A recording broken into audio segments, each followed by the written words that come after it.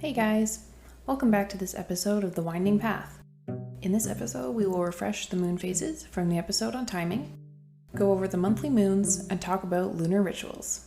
Let's get started. First off, let's go over the timing refresher. In a previous episode, we discussed spell timing and what kinds of energy different moon phases can add to your workings. While timing can be important when planning spell work, you can also simply put together rituals to honor that phase of the moon and what its energy currently means to you. So, for your recap, new moon is new beginnings, deconstructive magic, banishing, and protection. Waxing crescent, creating plans, lists, and constructive magic. First quarter is growth, strength, and love. Waxing gibbous, success, health, motivation, and anything for the final stages of plans. Full moon, protection, banishing, revealing, seeing your plans come to fruition. Waning gibbous, cleansing, undoing hexes, essentially a lot of getting rid of energies that no longer serve you. Last quarter, breaking bad habits, shutting away from negative people, or getting rid of negative thought patterns. And waning crescent, meditating, balancing, healing, and shadow work. So while you can plan to do spells for rituals during these times, sometimes your rituals aren't going to be as big or as elaborate.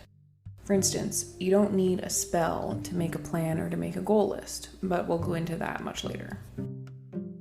Before we really get started, I want to share some background history and information about the calendar year. Indo-European root words for moon, mind, and month are matia, manas, mana, or men. And they are all connected in their meaning with menstrual blood and the goddess. We see the same thing in different languages, with mene, meaning moon in Greek, and mensis and mensural, meaning moon in Latin. And my accents are terrible, so you'll have to excuse me if you can actually speak that language. There are 3 types of calendars: solar, lunar, and lunisolar. Calendars are used to keep track of dates, to mark the times of solstices and equinoxes, and to create seasonal divides. The oldest calendars that used to be used were lunar calendars, or moon calendars. The solar calendar is the most recent and most widely used calendar format. As such, the lunar and solar calendars have collided, and now the moons are embedded within the solar calendar, which is how we are going to discuss them today. Keep in mind that the moons may not match up the same way every year. For instance, tomorrow is a full moon, and it is the blood moon. Usually the blood moon is more so in the middle of October, but because of the leap year and various other astrological alignments, it has shifted and is happening at the beginning of the month instead, giving October 2 full moons, which we will absolutely be discussing later in this episode. So try not to let yourself be so constricted by the solar calendar all of the time. For now, let's move on to the different moons of each month. Every monthly moon has its own set of names, its own history, and its own energy. I also want to interject here and let you know that all the information I am sharing with you today is from Moon Magic by DJ Conway. This book is an invaluable source of information, and I highly recommend it if you're interested in working with the moon day to day and month to month. I am only going to be touching on some of the information from this book for each full moon, but there is a whole slew of information. Myths, legends, correspondences, rituals, crafts, and recipes for each full moon are listed in the book. There are also lists of other holidays that happen in each month that span several cultures, which I love. These, of course, are pretty specific to the Northern Hemisphere, and I wish I could give you more balanced information for this episode that covers both hemispheres. I would guess that for the Southern Hemisphere, the names would be the opposite, just like the Sabbats are, so the January moon wouldn't happen until June, but I cannot confirm this.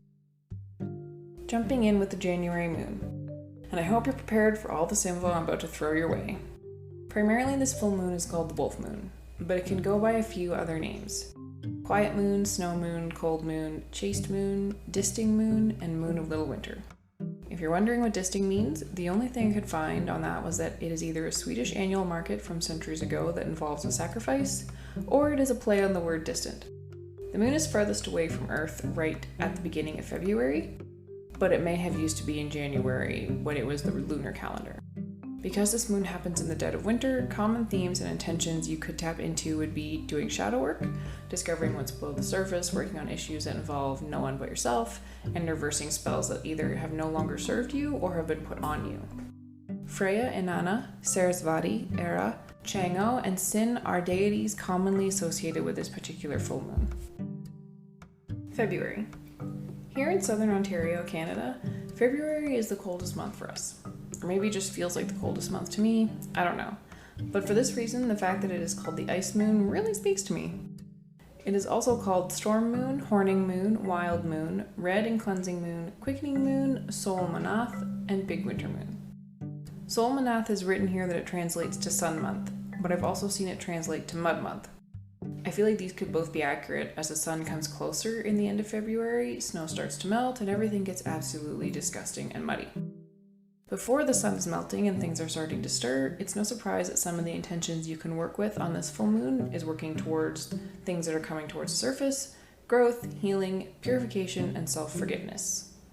Brigid, Juno, Kuan, Yin, I hope I pronounced that right, Diana, Demeter, Persephone, and Aphrodite are deities commonly associated with February's full moon. March is commonly referred to as the storm moon. With spring rain showers that turn into downpours, this makes sense.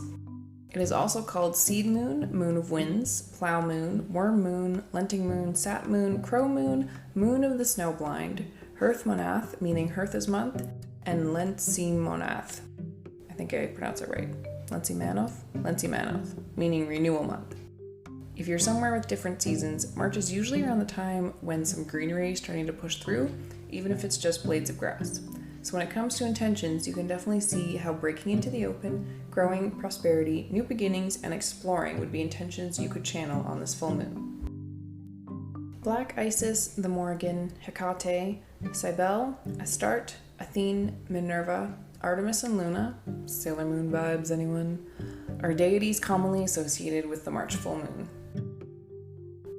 One of April's names is the growing moon, but I think most people recognize it as the hare moon. It can also go by seed moon, planting moon, planter's moon, budding trees moon, Easter monath, and Ostar manoth, pink moon, and green grass moon. I mean, from the names of the moons, you have a pretty good idea already about what kind of energy is sprouting. Working with your self-confidence, your self-reliance, creating, balancing, and change are all intentions and power that you might channel or experience during the April full moon. With Kali, Hathor, Anahita, Ceres, Ishtar, Veus, and Bast are all deities commonly associated with the April full moon. This is where moon names can get confusing because they definitely change with different backgrounds and cultures. One of the names for the May full moon is also the hare moon, but if I'm honest, I usually know it as the flower moon, probably because the saying April showers bring May flowers. Some other names you might hear for the May full moon are bright moon, frog return moon, because everything is thawing, I'm assuming, and they are coming out of hibernation, Thry milk monath, which means thrice milk month, sprout kale, Winamanoth, which means joy month, planting moon, merry or dryad moon, and moon when ponies shed. This name most likely comes from when horses are shedding their winter coats. By the time May has arrived in the northern hemisphere, lawns are incredibly green and most trees have budding leaves unfolding.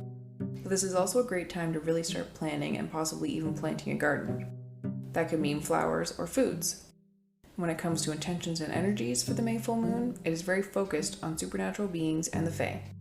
Fairies and dryads are two of the spirits that are associated with this full moon, and so connecting with them, either their energy or strengthening your intuition and connecting with supernatural protectors are great ways to make use of this full moon.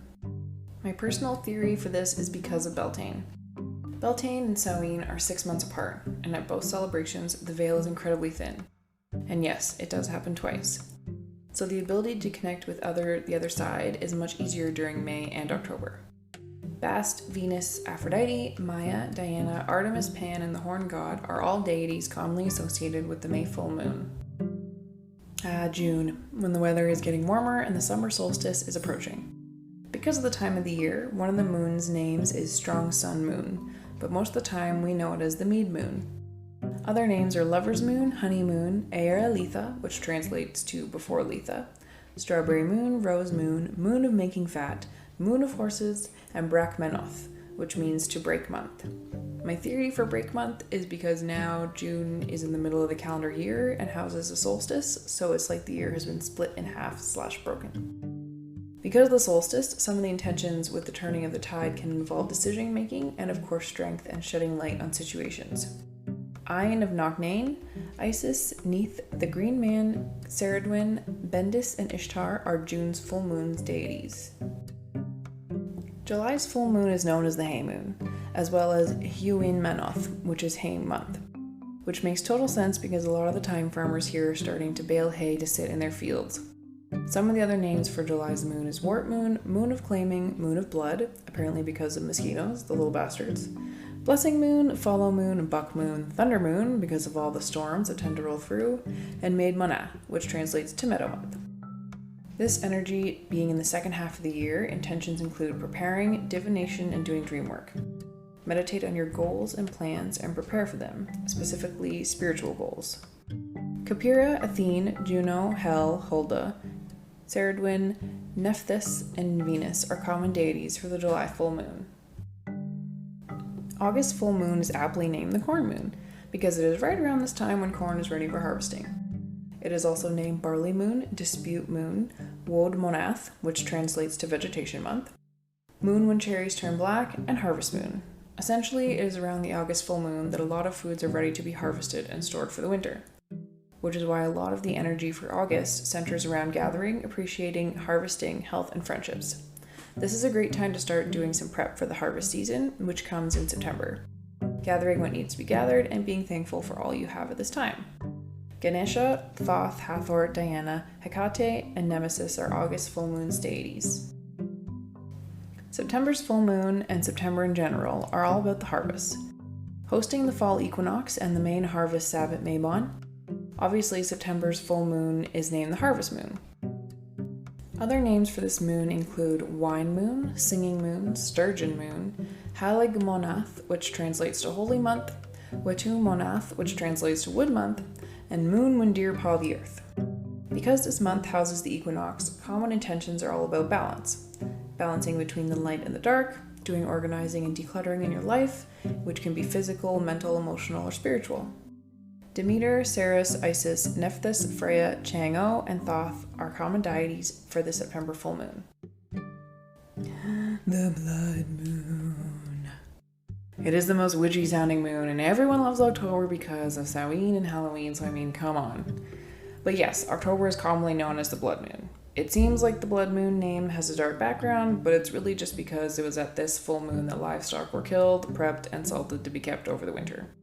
This is a good moon to let some things go, and to do some inner work. Work on justice and balance and your inner harmony.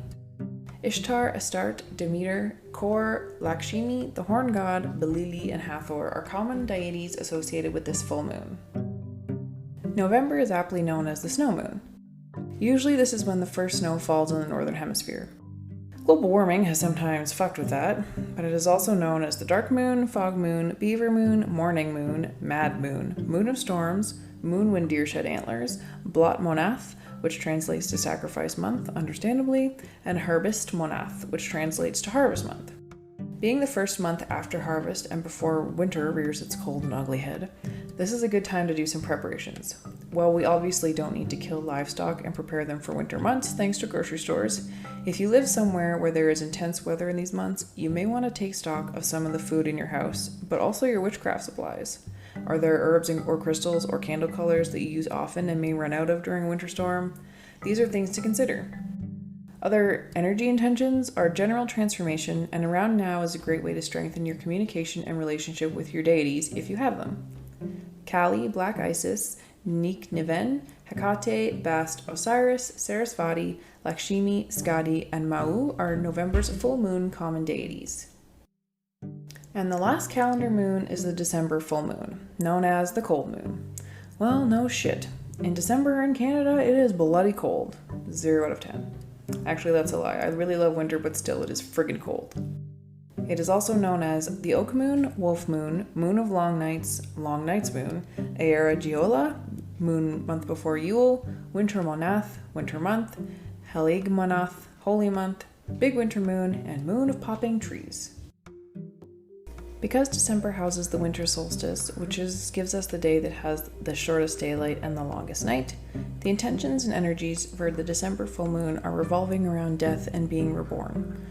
Being in the darkness, the darkest part of the selves, try reaching out to family or friends that might be particularly lonely at this time. Hathor, Hecate, Neith, Athene, Minerva, Ixchel, Osiris, Norns, and the Fates are common deities for the December full moon. Well, now we have the 12 calendar moons. But wait, there's more. Some years, like this year, the days and lunar cycles don't completely match up with the solar calendar, and we end up with a few extra moons. For instance, tomorrow is October 1st, where we have the full blood moon, which means the full moon that's happening on October 31st has a special name known as the blue moon. I feel like blue moons are more frequent, probably once every year, maybe once every 2 years. Maybe I'm just so used to them at this point that my concept of time is completely skewed. The blue moon actually does have a few other names: Moon of the Dead, Hunting Moon, Hunter's Moon, and Ancestor Moon. Originally, when we were on a solely lunar calendar, we probably didn't see this as such an anomaly because we simply moved with the 13 moons. But since the 12-month calendar has come into our everyday life and we have to adjust to have one moon per month, it has become a little more of an extravagant astrological occurrence. There is also the numerology factor with 13. 13 is associated with testing and death. It is also associated with the tarot card death. But as we all know, the death card does not mean our mortality, but the death of a process, a thought pattern, a negative behavior, and so on and so forth. So the intentions of the blue moon are similar, in that they're all about releasing, remembering, communication with the dead, and releasing old negative memories and emotions. Cybele, Circe, Hel, Nephthys, Saradwin, the Horn God, Calais, Freya, and Holda are all deities associated with the blue moon, regardless of what month it falls in. There is also the lesser talked about, possibly second new moon one month. 2 points of darkness in one calendar month, the second new moon is named the Black Moon. The other names of the Black Moon are Finder's Moon, Secret Moon, Spinner's Moon, and Sheed Moon. Some of the intentions and energy that can be used for the Black Moon is for starting new things that are going to be lasting for the rest of your life. This is a great time for strong beginning spells, goal work, and protection work. Baba Yaga, Bean Shi, Hecate, the Morrigan, and Pan are some of the deities associated with the Black Moon.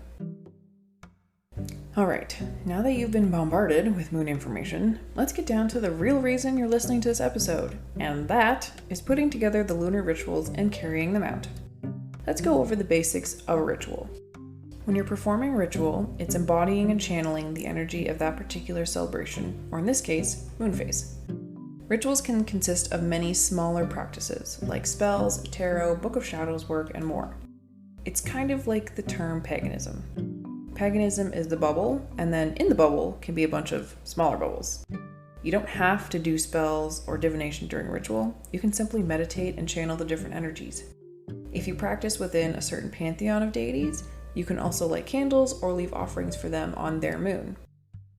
You may have seen the term espet used on various social media platforms in regards to a full moon ritual. This is an older term that was used primarily for when a coven of witches would get together in community. Even though they may have mostly gotten together during full moons, this term can also be used for new moons. It could be argued that espet, the word, could be used for any group or coven get-together outside of the lunar cycle or solar holidays. But that is up for discussion and will change depending on who you talk to, their background, and their pathway. If you do choose to perform spell work or anything like communicating with a higher power during your full moon rituals or new moon rituals, I would suggest putting up your protective words, whatever they may be, so that you are safe while doing your work. Types of spells or workings that can be amplified by the full moon's energy are protection, banishing, love, cleansing, abundance, and strength. There are some activities that can be done during a full moon that don't need any kind of formal ritual to perform. It's kind of like the doing the laundry or doing the dishes of monthly witchcraft. You have your regular ones like divination, spellwork, and meditating, but there's more ways to make use of these magical times. Everyone knows about charging their crystals in the full moonlight. The moon's energy and power is imbued into the crystals when they are set on a windowsill or somewhere that they can see the night sky. The moonlight can also cleanse your crystals simultaneously. Moonlight is kind of like selenite in that regard. But you can pretty much do this with anything you use at your sacred space or daily in your craft. The cleansing and charging in the moonlight.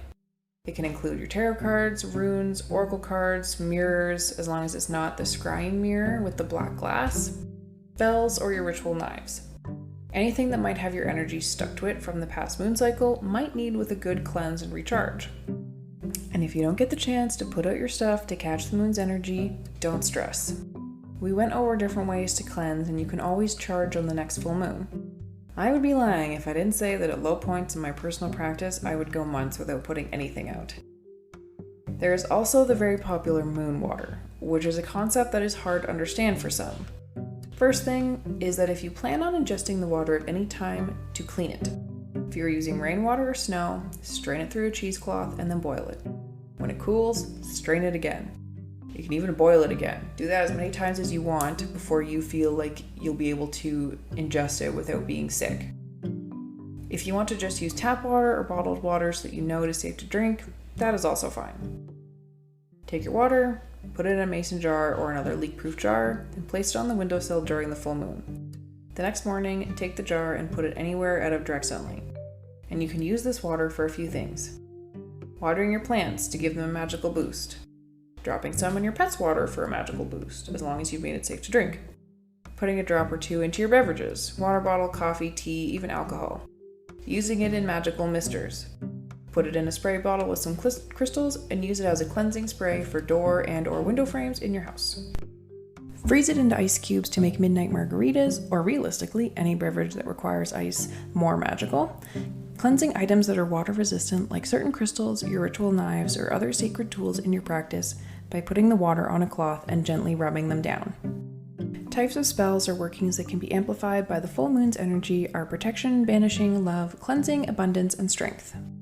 Something I should mention here that is an incredibly commonly asked question is no, the moonlight does not have to physically touch your tools or your water in order to get the job done. You still feel her effects and her energy even when it's cloudy out, right? Same thing, your tools aren't stupid and neither is the moon. I know we primarily talked about full moons since they're the ones with the official names and all that jazz, but the new moons are just as powerful for different reasons. New moons, because of their quote-unquote dark properties in comparison to the bright light of the full moons, tend to lead towards the activities that we are more likely to shy away from, like self-reflection and shadow work. But they're also great times for banishing spells, calming spells, and for general cleansings.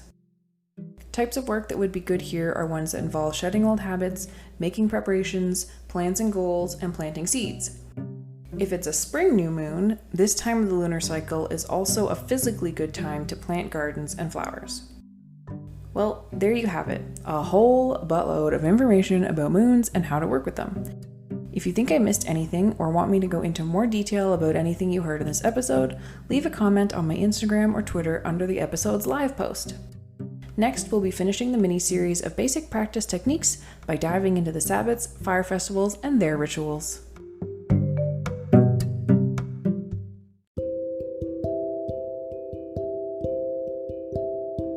Did you know that I have a book out? A Witch's Book of Shadows, Spells, Rituals, Sabbats, and Journal Grimoire launched on the new moon in September. This second and updated edition of the Kickstarter journal has 30 more pages, spell and ritual excerpts from my personal Book of Shadows, added blank space in the grimoire to put in your own correspondences, and a new grimoire section all about the zodiacs. You can buy the book on Amazon in softcover, hardcover, or ebook, or order signed copies through my personal website at www.awitchaloneShop.com. Also, starting October 1st, I'll be launching a Patreon. Monthly printable Book of Shadows pages, Discord discussions, and free tarot readings are just part of the perks you'll be able to make use of. Come find me on Instagram, Twitter, and Facebook under A Witch Alone, and make sure you say hi because I always love meeting new followers.